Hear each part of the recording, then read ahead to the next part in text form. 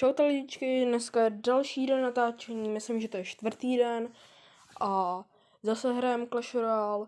Je to edice, dneska jsem to vymyslel a je to edice, aby tam bylo co nejvíc jako budov a jako těch věží.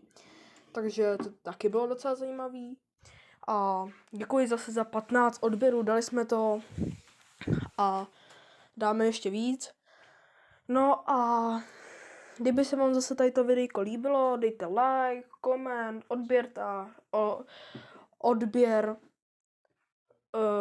Takže takhle no. Já to nebudu okecávat a zase se do toho pustíme. Hrál jsem zase proti borcovi, který byl fakt jako dobrý. Už mám vlastně 1034 těch pohárků. Takže dobrý. A furt teda budu natáčet, protože mě to furt baví vlastně a budu si na tom dávat práci, aby jsem prostě vás potěšil těma videama.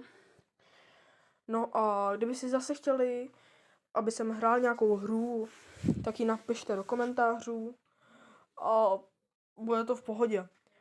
A když byste chtěli 1v1 proti mě, tak můžeme, ale musí to být nějaký dobrý čas. No a teda tady máme už vlastně já jsem jako prohrával, ale jako hrozně moc. Takže jsem mu tam dal pár těch jako bomber a takovýho na věži. Takovou ohnivou věž, která jako dá pryč ty. Tady už vlastně vidíte, už vlastně zbývala jenom 1 minuta do konce.